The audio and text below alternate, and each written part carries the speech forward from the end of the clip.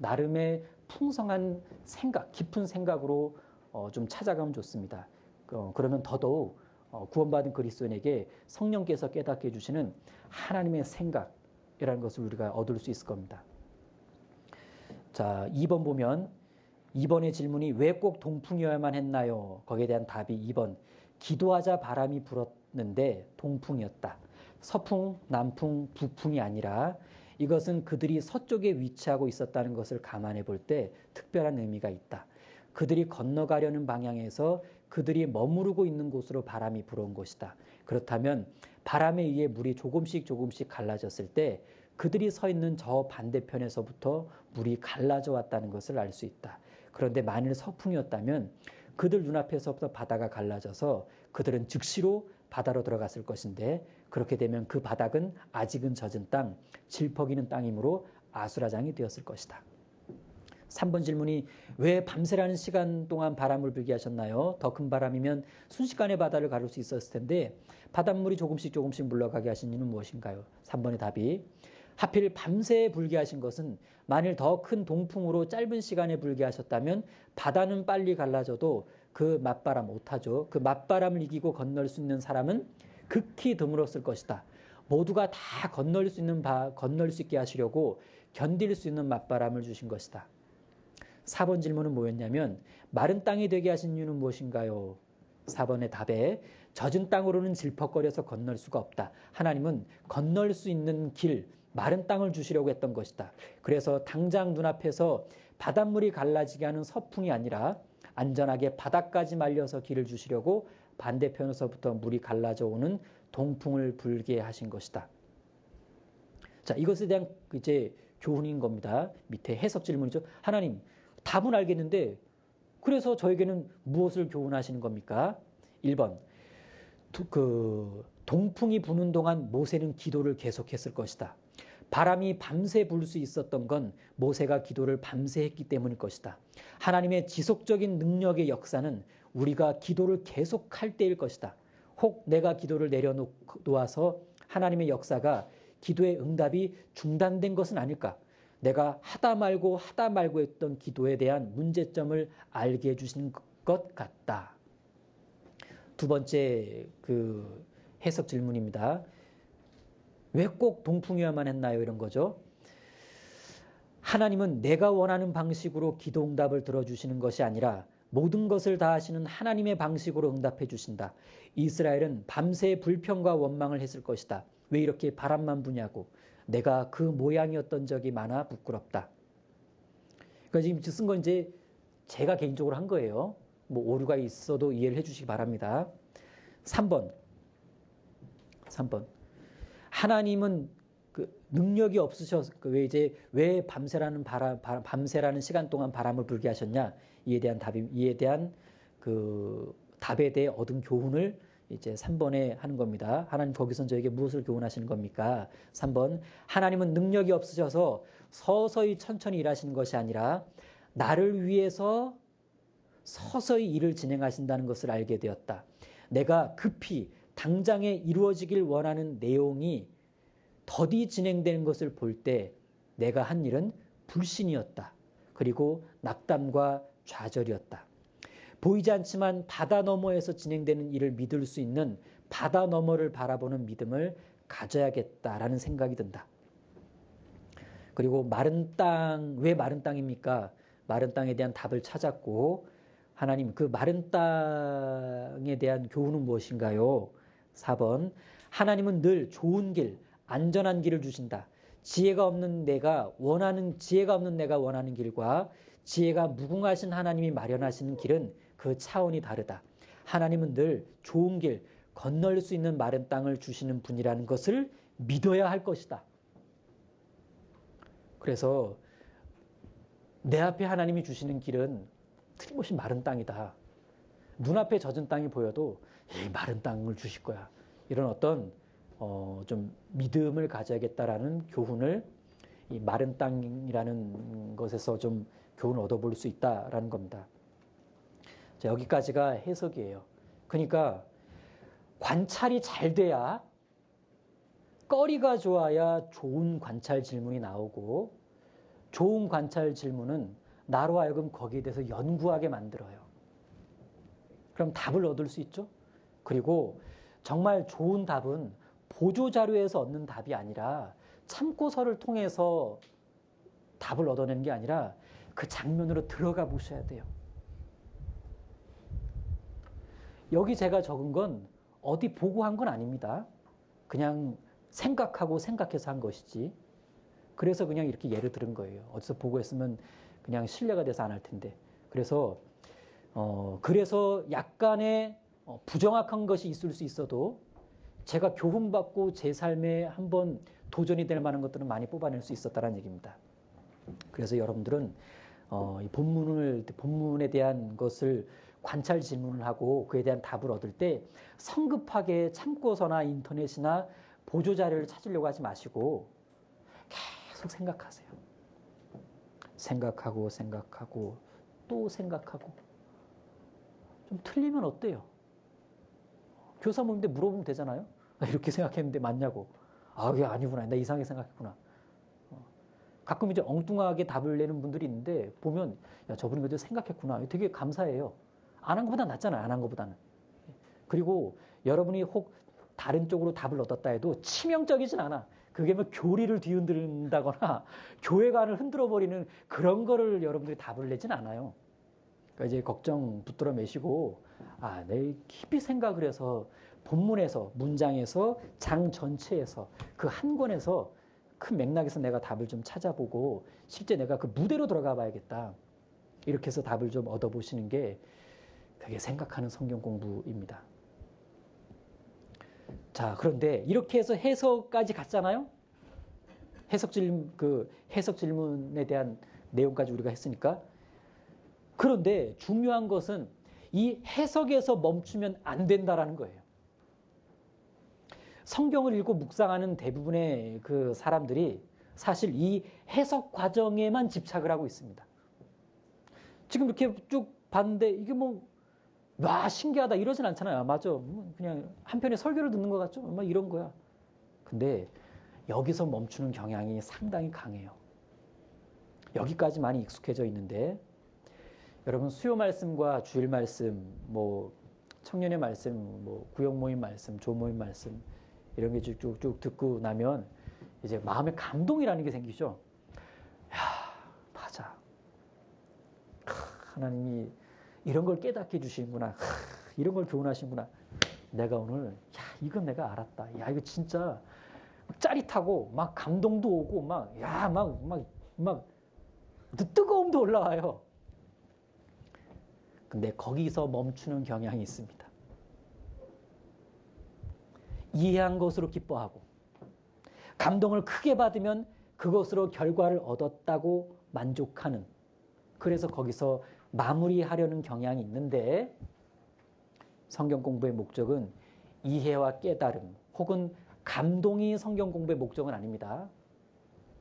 성경 공부의 목적은 교훈과 감동 그리고 그 다음에 있어야 할 것을 목적으로 하고 있어요.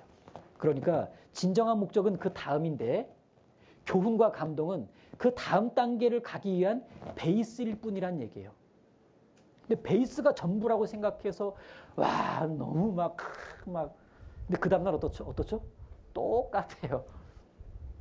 교훈과 감동을 가지고 5층에서 내려오면 하나하나씩 잊혀집니다. 집에 가면 어제랑 똑같아요. 야, 내가 오늘 되게 감동받았는데 뭐 하나 놓친 거예요. 여러분 내려오기 전에 해야 될 게 있어요. 설교는요. 교훈과 감동 거기까지를 제시해 줍니다. 그 다음은 여러분이 해야 할 일이 남았어요. 하나님께 던지는 두 가지 질문을 전도자가 해준 겁니다. 설교에서 해준 거예요. 그 다음에 여러분에게 책임이 주어지는데 받은 교훈과 감동을 가지고 여러분 스스로에게 질문해 보는 일이 남은 거예요. 근데 이거 안 하고 5층에서 내려오죠. 그러니까 지독하게 삶이 안 변하는 거예요. 삶을 변화시키는 성경 연구의 종착역은 적용 단계입니다. 관찰, 해석, 적용. 그런데 익숙한 해석까지의 성경 공부 습관 때문에 나는 적용에 인색한 사람이 되고 별로 적용을 안 해본 그러나 많은 교훈과 감동을 받아서 많은 것을 알고 있는.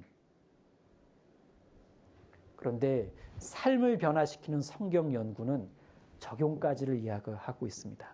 야, 그럼 내가 삶이 안 변한 이유가 적용을 안 한 것에 대한 문제라는 것도 알 수 있다라는 얘기입니다. 성경을 배우는 목적은 변화입니다. 감동이 아니고 교훈이 아니고, 이 변화란 생각의 변화를 말하는 게 아니고요. 생각의 변화는 베이스일 뿐이고, 교훈과 감동으로 생각의 변화가 생기죠. 그거 다음에 삶의 변화가 요구되는 거예요. 생각만의 변화에 익숙해지면 소위 이제 머리 커지는 그리스도인이 되는 거예요. 와, 되게 커져요, 막 이제. 생각 주머니는 엄청 커집니다. 다 알아요. 척하면 척이에요. 어느 상황에서든 그것을 신앙적으로 바라보는 눈도 있고 해결 방법까지를 아는데, 그것까지 알다 보니까 다른 사람 교제 되게 잘해줘. 아, 그때는 이렇게 하는 거예요. 아, 그거는 하나님의 뜻이 아니에요. 교제는 되게 잘해주는데 그 자신은 결코 그렇게 행동하지 않는다라는 거예요. 단호하게 그쪽으로의 변화를 선택하지 않는 그 집요한 고집이 우리 각자에게 어느 정도 있다라는 얘기입니다. 그는 그러니까 머리만 변화가 되는 거예요. 어디까지 하면? 해석까지 하면. 틀림없이 머리는 변화돼요. 왜? 답도 알았고 교훈과 감동을 받았기 때문에. 머리는 변화되었는데 행동이 변화되지 않음으로 말미암아 그의 삶에는 변화가 없다. 이걸 뭐라고 말하냐? 죽은 성경 공부라고 말합니다. 살아있는 성경 공부는요, 하나님의 말씀은 살았고 운동력이 있어. 예, 살아있는 이 하나님의 운동력 있는 말씀이 내 삶을 바꿔놔야 되는데 머리만 바뀐 거예요. 그 말씀이 살아 역사할 뻔하다가 마른 겁니다. 우리가 뭘 안 한 거예요. 뭘 안 했냐? 나에게 던지는 질문을 안 한 겁니다. 우리는 어떤 면에서 나에게 던지는 질문을 지겨워하고 지루해하고 피곤해해요. 아, 알았어. 자기 자신이 알았어. 내 안에 내가 나한테 물어볼 거야. 너 그래도 적용 질문 던져야지. 알아. 나 다 알아. 앞으로 나 잘 살 거라고. 열심히 할 거라고. 나 기도도 열심히 할 거야. 나 가족전도 열심히 할 거야. 나 성실하게 살 거야. 나 힘있게 살 거야. 나 교제 잘 나올 거야. 전도 열심히 할 거야. 그건 다 어디까지냐? 그건 해석이에요. 그건 교훈이라고요. 그러니까 만약에 간증을 했다. 이런 간증을 했습니다. 저는요, 앞으로 열심히 살아야겠다는 마음을 먹었어요. 그 사람은 지금 해석 간증한 거예요. 해석 간증.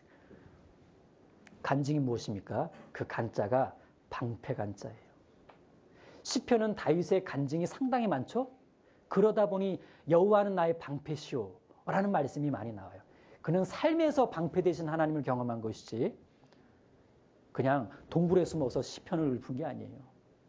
왕궁에 앉아서 한 게 아닙니다. 그는 경험을 통해서 방패 되어주신 하나님을 경험해서, 즉 그가 믿었던 하나님이, 그가 의지했던 하나님이 그렇게 의지하고 믿고 살았더니 내 삶이 어떻게 변화되었냐.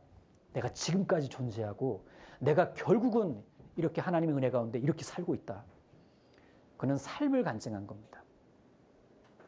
우리가 적용을 간증하는 것이 바람직하지, 해석을 간증하면 그럼 듣는 사람이 이런 그거 있잖아요. 모일 때 막 어느 말씀 들었는데 이런 교훈을 받았고 이렇게 살아야 한다고 마음을 먹었고요. 들으면 한편에 설교를 듣는 것 같아서 마음이 별로 시큰둥하죠. 근데 사는 간증을 들으면요, 와요 마음이. 야, 왜? 그의 적용된 삶에 대한 간증을 들었기 때문에 그래요. 성경 공부의 목적은 적용입니다. 생각과 머리의 변화에만 그치는 것이 아니라 삶의 변화까지를 요구하는 겁니다. 그러니까 경험과 연결시켜야 되고요. 반드시 구체적인 상황과 연결시켜서 적용 질문을 해야 돼요. 너 이제 어떻게 할 건데? 그걸 5층이나 3층에서 내려오기 전에 메모라도 하고 내려와야 맞지 않을까요? 제목이라도 달고 내려와야 되지 않을까요? 너 이제 어떻게 할 건데? 아, 나 이렇게 할 거야. 말씀 듣는 중에도 구체적인 내용들이 쭉 생각날 수 있습니다. 나 이렇게 해야지 쭉. 아, 나 이제 기도 열심히 해야지. 이건 해석이고, 아, 나 이제 식사 기도를 10초 늘려야지 내일 아침부터 이게 적용이에요. 아, 나 기도 열심히 할 거야. 그 마음은 맨날 있죠. 근데 구체적인 거 아주 소소한데 소소하지만 현실의 실질적인 부분이 바뀐다면 그는 말씀 때문에 삶이 변한 겁니다. 그는 삶을 변화시키는 성경 연구를 한 거예요. 여러분 일주일에 하나 변했습니다. 1년이면 52개 변했죠. 1년에 52개의 소소한 삶의 부분이 말씀 때문에 변했으면 주변 사람들은 그 사람 보고 야 되게 많이 변했네. 왜? 52가지가 변했거든요. 52가지가. 그러니까 어떤 모임에서든 말씀 하나를 들었다? 혹은 공과 하나를 내가 묵상했다? 거기서 하나의 변화될 부분만 내가 딱 찾아내도요. 1년에 한 200개는 변할 수 있을 거예요. 어마어마하죠. 그럼 이게 반대로 뭘 말하는 거냐? 야, 우리가 되게 적용을 안 하면서 살았구나. 우리가 이 적용을 해석으로 대체하려는 경향이 있었구나. 해석했으면 적용한 것 같은 그 착각을 불러일으켜 주는 거예요. 마음이 되게 좋거든. 내게 속는 겁니다. 적용을 안 하면 마귀에게 속는 거예요. 야, 이제 기도 열심히 해야지. 이게 아니라 나 이제 식사 기도를 10초 더 해야지. 이런 게 적용이라는 거고, 이제 TV를 줄여야지. 이건 해석이에요. 나는 몇 시부터 몇 시까지는 TV 보지 않겠다고 가족들에게 선언할 거야. 이게 적용입니다. 삶의 구체적인 부분이죠. 나 이제 말을 좀 조심하면서 살아야겠다. 내가 자꾸 무의식 중에 말을 너무 이렇게 하는데 오늘 말씀 들으니까 야, 내가 이제 말을 조심해야 되겠다. 나 오늘 깊이 깨달았어. 이거는 이제 해석이죠. 교훈이기 때문에 그렇습니다. 내가 이제 운전할 때만큼 욕하지 말아야지 해서 내가 운전대 앞에다가 입조심이라고 써놔야 되겠다. 이게 적용이 이게. 내가 그 말씀 때문에 운전대에 입조심이라는 단어가 붙었다면요. 그 말씀 때문에 삶의 한 패턴이 바뀐 겁니다. 야, 내가 이제 오늘 말씀 들으니까 말씀을 많이 봐야 됐다는 걸 알았다. 야, 나 이제 말씀 많이 볼 거야. 이건 해석입니다. 적용이란 야, 내가 이제부터 직장에서 식후 30분부터 애누리 없이 딱 20분은 내가 이제 성경 읽을 거야. 체크리스트도 오늘 가서 만들어야지. 요런 게 적용입니다. 요런 게 적용. 자, 한번 디도서 1장을 보십시오. 데살로 디모데 디도서 1장.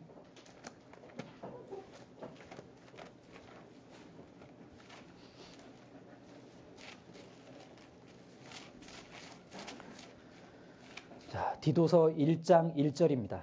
디도서 1장 1절 같이 읽겠습니다. 하나님의 종이요 예수 그리스도의 사도인 바울 곧 나의 사도된 것은 하나님의 택하신 자들의 믿음과 경건함에 속한 진리의 지식과 잘 보십시오. 뒤에 믿음과 경건함에 속한 진리의 지식. 진리의 지식이 경건함에 속했다. 진리의 지식이 경건함에 속했다. 경건함에 속했다는 건 그렇게 살았다는 뜻이에요. 그거 어떻게 살았다 그랬죠? 진리의 지식으로 살았다. 진리의 지식으로 사니까 삶이 어떻게 바뀌었습니까? 경건하게 바뀌었다는 얘기예요. 이 내용에 여기에는 말씀으로 삶이 변했는데 실제 어떻게 변했냐? 경건한 삶으로 변했다는 얘기입니다. 그것이 말씀을 대하는 그리스도인들이 해야 할 최종 종착역입니다. 말씀 때문에 경건함에 속한 삶. 그게 적용 단계까지 갔다라는 거예요. 자, 2장 9절 보십시오. 또 같은 의미가 있습니다. 9절 10절입니다. 같이 읽겠습니다.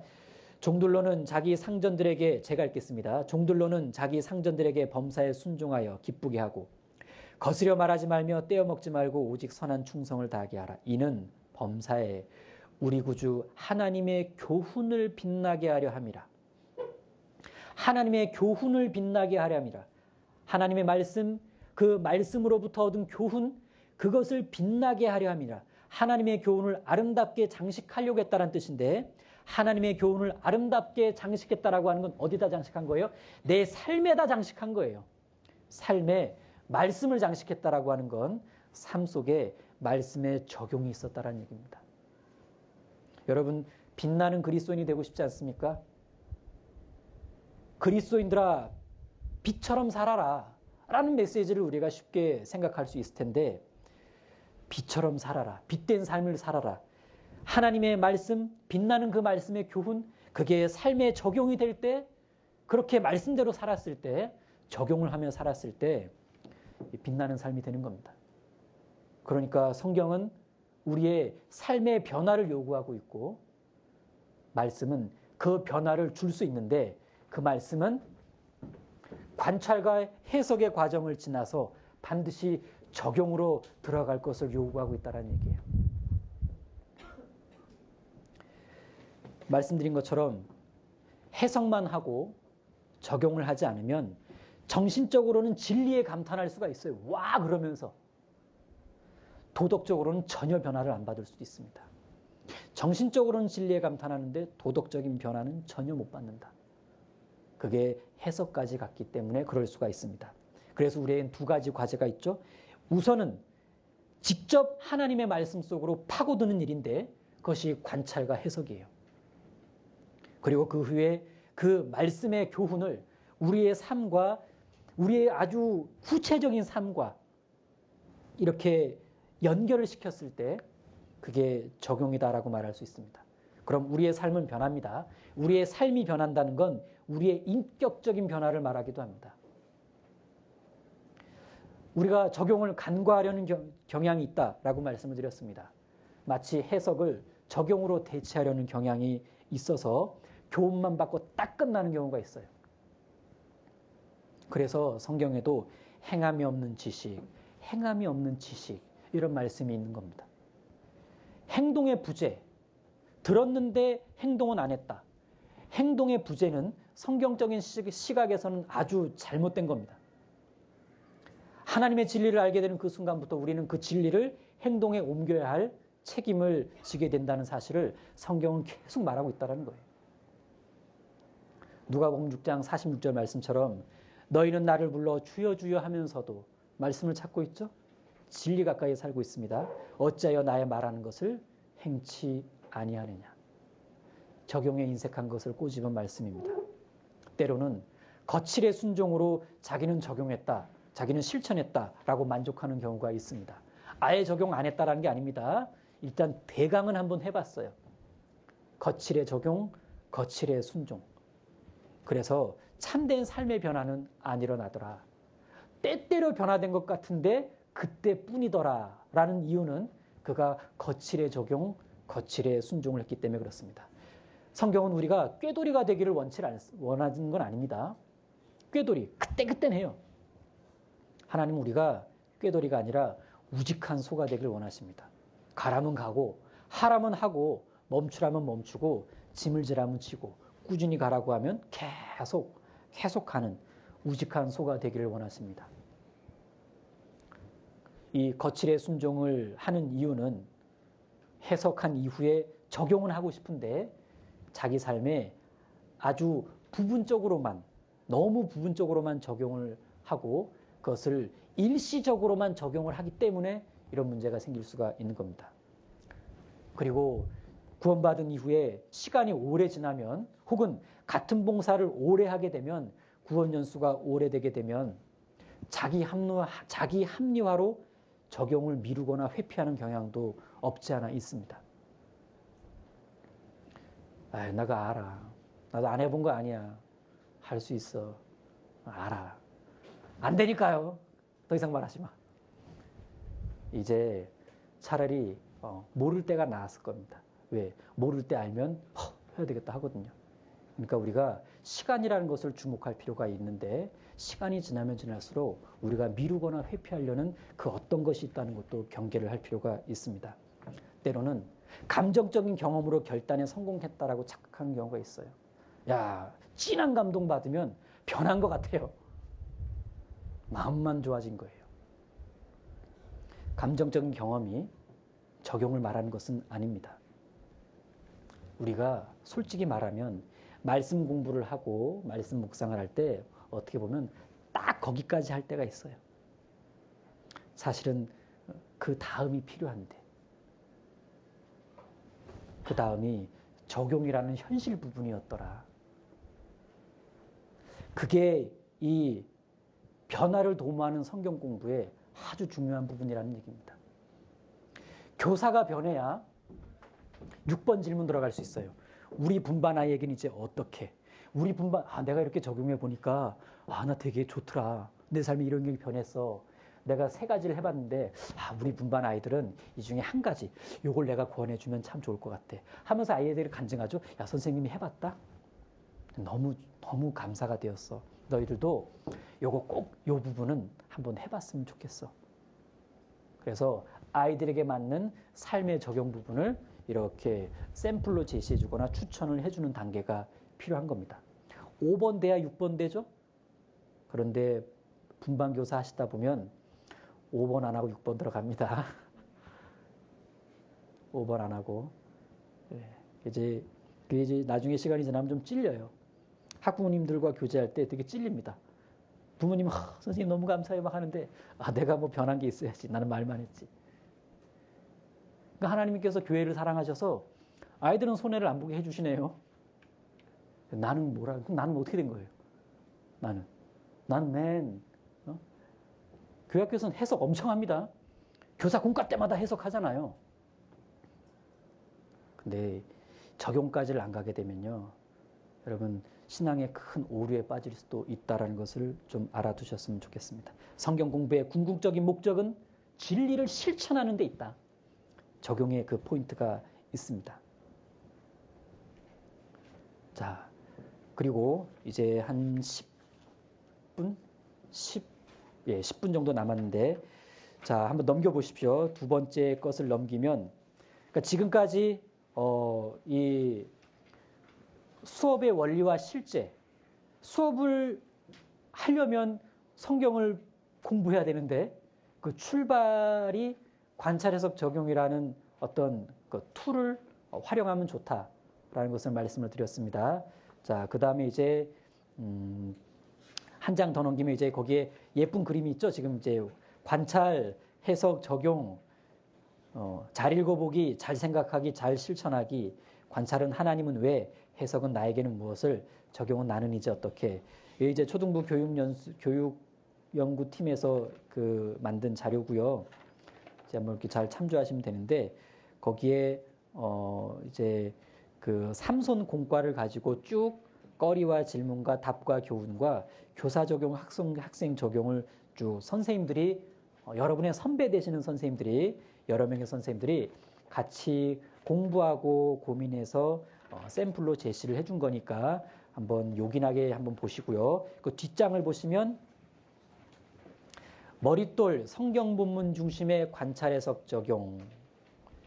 여기 분반 수업 1주 전 좋은 점이 쭉 나와 있고, 관찰, 해석, 적용을 하면 좋은 점이 나와 있고, 그다음에 분반 수업 일주일 동안 여기 좋은 점이 쭉 나와 있습니다. 거기에 분반 수업 1주 동안에 좋은 점 나와 있죠. 교사의 삶에 적용된 성경 말씀으로 분반을 하면 가르치는 성경 말씀의 힘이 어떻게 생긴다고요? 팍팍 넘친다고. 어린이의 생활 변화에 좋은 길잡이가 될 수 있어요. 분반 수업 지도안을 미리미리 만들 수 있어서 참 좋아요. 관찰, 해석, 적용은 뭐 큰 박스가 필요한 게 아니죠. 그냥 A4 한 장 놓고요. 관찰, 해석, 적용 달고 1, 2, 3, 4, 5, 6 그냥 번호만 달면 돼요. A4 용지를 가로로 쓰든 세로로 쓰든 뭐 아무 상관없습니다. 그러니까 진짜 편하죠. 제일 좋은 건 머리에다가 툴을 넣는 거예요. 머리에다 그림 그려 놓는 거예요. 저는 이걸 계속 하니까 머리에는 양식지가 있어요. 1번, 2번, 3번, 4번, 5번, 6번. 수시로 이게, 그리고 시간이 지나면 바뀌어요. 저것도 이제 여러 번 이제 그 변형이 된 건데, 여러분은 여러분에 맞게 변형을 하시면 돼요. 그 다음 장 넘기면 양식지가 나옵니다. 예. 여기에 6칸이 나와 있죠. 1번부터 6번이 나와 있고, 그리고 제가 나눠드린 거, 아까 제가 예시로 들은 거 보면 1번과 2번 나는 좁고 5번과 6번 나는 좁은데 3번과 4번 나는 넓죠. 실제 해보면 거리와 질문들은 쓰는 양이 얼마 안 돼요. 그냥 좀 좁히고 적용도 사실 양이 별로 안 됩니다. 근데 답과 교훈은, 해석 부분은 되게 쓸 게 많아요. 그래서 저는 이렇게 좀 넓혀서 실제 사용을 하고 있고요. 자, 그 뒷페이지를 보게 되면 여기에 이제 분반 지도한 이 실습지가 있습니다. 여기에 보면 파란 글씨로 왼쪽에 기승전결 나와 있죠. 기승전결. 이제 기승전결 이렇게 그냥 쉽게 하고 기는 도입을 그냥 도입 부분을 기다라고 약속을 했고 기승전결 승은 관찰과 해석한 부분을 다루고요. 전은 적용 부분을 다루고 결은 이제 정리를 하는 것인데 여기에 제가 나눠드린 첫 번째 보게 되면요. 첫 페이지 보십시오. 이거 큰 글씨 이거 첫 페이지 보십시오. 여기에 샵 표시 세 번째 샵 표시 보면 분반 계획 안에 관찰 해석 적용을 담는 방법 이렇게 써놨죠. 아까 그 양식지를 두고 하는 말입니다.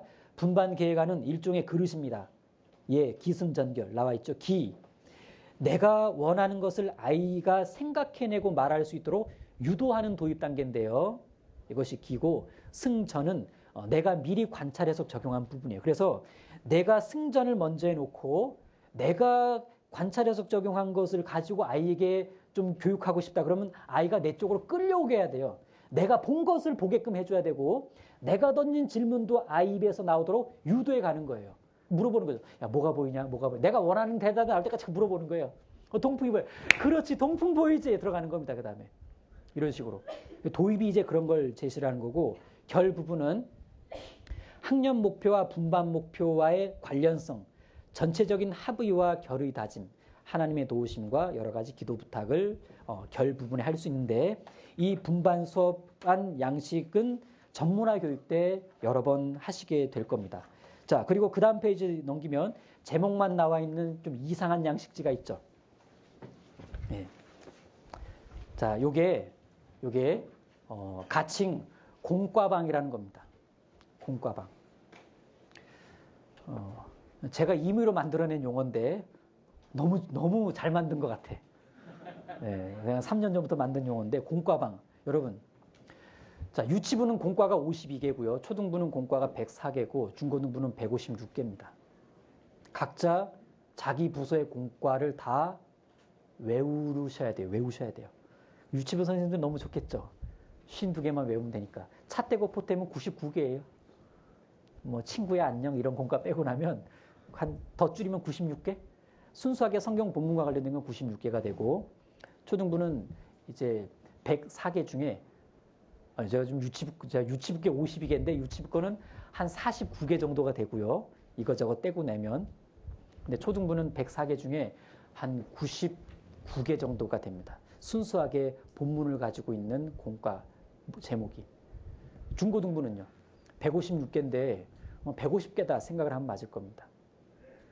근데 그것을 신구약 순서대로 쭉 제목을 외워두시는 게 필요해요. 유치부하고 초등부는 문제가 없습니다. 구약과 신약 순으로 쭉 페이지 순으로 이렇게 성경 권 순서대로 나가니까. 근데 중고등부가 애매할 거예요. 중고등부는 3년 단위로 돌아가는데 유치부는 1년 단위, 초등부는 2년 단위, 중고등부는 3년 단위. 근데 중고등부는요. 1년 단위가 예를 들어서 창세기부터 요한계시로 쭉 가요. A타입으로. 2년 차일 때는 B타입으로 창세기부터 요한계시로 가요. 그다음에 3년 차에는 C타입으로 창세기부터 요한계시로 갑니다. 그래서 뭐 야곱을 다루는데 A타입, 1년차 A타입에서 야곱은 뭐 쌍둥이 형제, 야곱과 에서 여기에 포커스를 맞추고 2년차 B타입에 가면 뭐 이제 베델에서 이제 막 사닥다리를 경험한 도망가는 주랭랑치는 야밤도주하는 거기에 이제 포커스를 맞춘 B타입이 있고 C타입 가면요. 돌아오는 이야기가 나와요. 그래서 씨름하는 이야기가 나옵니다. 야복강에서. 그러니까 A타입, B타입, C타입을요. 다시 믹스해서 A, B, C타입에 있는 야곱을 순서대로 배열을 해야 돼요. 그러면 쫙 늘리면요. 창세기부터 요한계시록까지 그리고 중고등부 공과에만 독특하게 있는 주제별 그 공과라는 게 있어요. 예를 들어 그리스도인의 신분, 그리스도인의 학업, 뭐 감사, 뭐 이런 부분들, 예? 뭐 예를 들어 뭐 이렇게 뭐 성실 뭐 이런 거 있잖아요. 이런 주제를 다룬 공과들이 따로 있습니다. 그런 것은 따로 버전을 둬서 또 외워야 되고. 그래서 교학교 교사가 먼저 해야 될 것이 있다면 내가 있는 부서의 공과 목록은 최선을 다해 외우셔야 됩니다. 그 외우시면 외운 그것이 머릿속에 있을 텐데 그거를 공과방이라고 부르는 거예요. 그러면 자, 오늘 수요 말씀 들으러 갔습니다. 수요 말씀 들어가기 전에 마음의 준비를 하는 겁니다.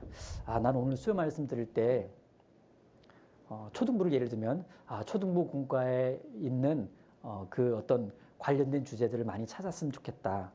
가면서 이제 그 공과 목록을 쭉 한번 생각을 해보는데 일단 말씀 시간 딱 앉잖아요. 기도하고 나면 그 다음부터 뭘 해야 되냐? 바로 뭘 해야 되냐? 공과방 스위치를 켜야 돼요. 딱. 그럼 내 방에 있던 예를 들어서 초등부 1번부터 99번의 공과방의 불을 다다다다다 켜는 거예요. 다다다다 이렇게. 그럼 99개 방이 다 켜지죠? 방문을 다 열어놔야 돼요. 근데 7번 방이 안 열려서 7번 방 공과가 뭐더라 딱 보면 이거구나. 그래서 방문을 다 열어놓고 그 다음 펜을 딱 들어요. 펜을 딱 들고 요런 양식으로 된 이제 공과방 목록을 저는 성경 맨 앞에 다 붙여놨었습니다. 지금은 제본 다시 떠가지고 다 뜯어놨는데 이렇게 양식지를 맨 앞에다 놓고 머릿속엔 공과방을 딱 켜면 이제 펜을 딱 들고 말씀을 딱 들어요. 그러면 저 말씀은 천지창조 말씀, 저 말씀은 룻에 관한 말씀, 저 말씀은 다윗에 관한 말씀이네. 그래서 공과방을 다 외우고 있는 사람은 수요 말씀이든 주일 말씀이든 자기가 알고 있는 공과와 해당되는 내용들을 엄청나게 많이 수집할 수 있다는 얘기입니다. 그걸 평소에 꾸준히 수집해 놓으면 다음 주가 다윗 공과야. 그러면 어떻게 공부하지? 걱정할 거 없어요. 공과방을 보면 돼. 앞에 가서 보니까 공과방에 뭐가 메모가 돼 있는 거예요. 공과방 메모의 원칙은 제가 추천해드리는 원칙은 날짜를 적고 강사를 적고 본문을 적고 간단한 핵심만 적으면 됩니다. 그리고 구체적인 내용은 그 본문에 가서 성경 옆에 필기가 돼 있어야 될 거예요. 성경 자체에 필기를 할 것을 권해드립니다. 필기 노트와 성경이 분리되면 돌아오기가 어려워요. 경험해 보셨지만. 그래서 성경 자체에다 단권화를 하는 겁니다. 그러니까 이 공과방은 일종의 주소록이 되는 거예요. 내가 만든 주소록. 여기에 12번의 히스기야 왕의 기도에 보니까 시편 몇 편에 가면 도움될 만한 기도 이야기가 있다. 메모해놨으면 시편 거기 가면 히스기야 왕의 기도 때 좀 묵상해 볼 만한 그런 좋은 교훈. 말씀의 현장에서 내가 성령의 도우심으로 얻은 교훈이기 때문에 이것이 아이들에게 잘 전달될 수만 있다면 교회에서 배운 걸 그대로 가르치는 게 되는 거예요. 그러니까 이 공과방은요, 너무나 탁월한 방법 중에 하나입니다. 당장 공과 준비해야 돼서 하는 공부가 아니라 평소에 말씀 생활, 주일 말씀, 수요 말씀, 각종 모임 말씀에서 하지만 이것이 되려면 공과 목록이 머릿속에 있어야 되니까 공과방이 머릿속에 만들어져 있어야 돼요. 그리고 온라인으로 머릿속에 있다면 이제 오프라인으로 성경 앞쪽에 이렇게 1과부터 99과를 쭉 쓰면 돼요. 이렇게. 제목 달다 말았잖아요. 쭉 쓰면 두껍지도 않아. 그러니까 성경책 속에 공과방 책이 들어가 있는 겁니다. 하지만 성경책 속에 있는 공과방이 활용되려면 머릿속에 공과방이 먼저 들어와 있어야 돼요. 그래서 외우지 않으면 안 돼요. 외우는 방법은 간단해요. 자주 보면 돼요. 제목만. 그리고 습관적으로 말씀을 들을 땐 펜을 드세요. 그리고 공과방을 머릿속에 먼저 켜놔야만 그 열린 공과방으로 오늘 말씀이 싹 들어가는 거예요. 그럼 분반 준비가 실제예요. 분반 준비가 너무 재밌어. 이건 이론이 아니고 실제입니다. 경험해드린 걸 말씀을 드린 거예요. 이게 제가 교사 때도 했지만 전도인 들어오고 나서 더 많이 했어요. 왜? 너무 좋은 거야. 들은 말씀들을 필요한 곳에 다 메모가 돼 있으니까 이제 그냥 교훈과 감동으로만 끝난 것이 아니라 좋은 이렇게 교육 재료들이 수집이 돼 있는 거예요. 어디서 인터넷에서 뺏긴 게 아니라 그냥 우리 교회에서 배운 말씀으로 얻은 거거든요. 그러니까 정말 가장 신뢰할 만한 부분이죠. 그래서 이 공과방을 한번 도전을 해보시길 바랍니다. 그리고 그 다음 장을 넘기면 제목이 우리 분반 아이 교육 상황에 필요한 말씀 내가 만들기. 예. 이건 이제 모아찍기로 제가 해냈으니까 이것도 이렇게 반을 접으면 이 반 접어서 어디다 놓냐? 조금 잘라가지고 크게 조금 잘라가지고 성경 맨 뒤에다가 여기 맨 뒤에다가 여기다 이렇게 붙이는 거예요. 그러면 또 책 속에 책이 들어가게 되는 겁니다. 이 우리 분반 아이 교육 상황에 필요한 말씀 양식지는 많을 필요는 없어요. 뭐 한 페이지로 한 3-4페이지면 되는데 왜? 많이 써놓으면 나중에 다시 타이핑하면 됩니다. 공과방도 마찬가지예요. 그래서 제가 공과 라벨 정리라는 폴더가 컴퓨터에 따로 있습니다. 제가 2000 몇 년도부터 이 한 거, 2005년부터 뭐 한 거를 쭉 모아놨는데 보물이에요, 보물. 완전히 보물. 네? 그다음에 요 부분도 이제 그 활용을 요건 이제 그 어머니분들, 아버지분들한테 참 많이 권해드리는데 사실은 분반을 맡고 있는 교사들에게도 굉장히 많이 도움이 될 겁니다. 여기에다가 먼저 교육 상황을 적는데 이제 연초에 아이들 만나면 별의별 아이 다 있잖아요. 뭐 산만한 아이, 새침한 아이, 아주 그냥 청개구리 같은 아이. 그 다음에 이렇게 너무 좀 나를 힘들게 하는 아이. 이런 아이들에게 어떤 교육이 필요할까? 예를 들어 뭐 성실함에 대한 교육, 혹은 순종에 대한 교육, 혹은 말대꾸에 대한 교육. 이걸 교육 상황에다 적는 거예요. 위에다가 1번부터 5번에다가 생각나는 대로. 그리고 이 교육 상황을 알고 있는 분반 교사는 이제 어떤 말씀을 들을 때 이 교육 상황이 생각나요. 그래서 저 말씀은 우리 분반의 말대꾸의 경우에 내가 분반 끝나고 아이들에게 잠깐 교훈 이야기 해줄 때 내가 저거 이야기해주면 좋겠다 해서 여기다가 뭐 날짜, 무슨 수요일, 어디서, 뭐 대강당에서 어떤 말씀으로 어떤 교훈 받았냐, 몇 장 몇 절 말씀에 어떤 키포인트 하고 그 키포인트 그 장절에 가서 그 세밀하게 필기를 해놓은 것을 이제 그 사용하면 되고 끝에 분반 아이 어떤 상황에 해당하는가 뭐 욕심 말대꾸 이렇게 딱 써놓으면 돼요. 이게요 기가 막히게 효과적입니다. 그러니까 막 속만 이게 어떻게 해야 돼요? 막 속만 끓고 막 전도실에 상담하러 오지 말고 여기 다 상담해 줬잖아. 수요 말씀 주의 말씀 때 상담을 다 해줬어요. 여기다가 이걸 잘 활용하면 정말 능동적인 교사가 될 수 있습니다. 그 다음 장 넘기시면 자 마지막입니다. 예, 전도 관련 말씀 정리 1일차부터 6일차까지 6칸으로 돼 있죠. 이것도 성경 맨 뒤에다가 왜냐하면 여러분 공과방 양식지가 양이 제일 많아요. 그래서 그건 성경 맨 앞에다가 하고 여기 우리 분반 아이 교육 상황에 필요한 말씀 내가 만들기와 이 전도 관련 말씀 정리는 성경 뒤에 양이 얼마 안 되니까 그래서 또 책 속의 책처럼 전도 상담 관련 말씀 정리를 이렇게 해놓고 이건요 특별히 전도 집회 말씀 때 유치부는 이제 해당되기 조금 유치부는 1일차 정도밖에 해당이 안 되겠지만은 초중고 선생님들은 여기에 야 우리 분반 아이한테 이거 얘기해 줬으면 좋겠다. 와 오늘 되게 많이 들었는데 막 숫자가 나오니까 힘들잖아요. 그 숫자 같은 것도 적어놓고 뭐 몇 미터 몇 킬로 몇 년도 그다음에 본문은 어딘데 야 무슨 자료 보면 기가 막힌 게 있다. 뭐 이렇게 해놓으면요 이게 이제 아이들 전도 집회 뒤나 뭐 방학 집회 아니면 뭐 대집회 때 있는 전도 집회 여름 성경학교 뭐 이럴 때요 진짜 욕이네요. 그때 가서 우리 분반 아이 어떻게 전도 상담하지 헤맬 게 아니고요. 내가 말씀 생활 중에 얻었던 진짜 아이들에게 해주고 싶었던 이야기들. 내가 교훈과 감동을 받아서 하나님 나한테 그거 아이들한테 가르치라고 주신 거다라는 믿음이 필요하잖아요. 그렇게 해서 적은 거를 딱 활용하면요. 정말 돋보입니다.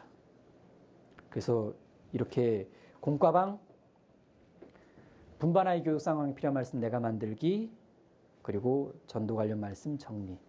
이 세 가지를 책 속에다가 책으로 만들어 놓으시고 꾸준히 몇 년 갈 겁니다. 한번 해놓으면은 그렇게 활용하시면 아주 신나는 교회학교 교사 생활을 할 수 있습니다. 기도하고 마치겠습니다.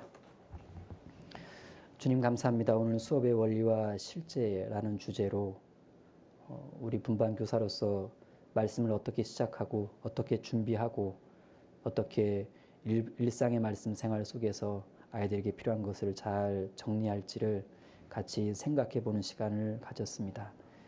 생각이 부족한 시대에 우리 교사가 먼저 생각을 깊이 하고 우리 아이들도 생각하는 아이, 특별히 하나님을 생각하고 성경을 생각하는 아이로 성장해 갈 수 있도록 우리를 사용하여 주시고 우리부터 변화시켜 주시길 부탁을 드립니다. 남아있는 신입교사 교육 일정 주님께서 더 은혜로 채워주시길 부탁드립니다. 주 예수님 이름으로 기도드립니다. 아멘.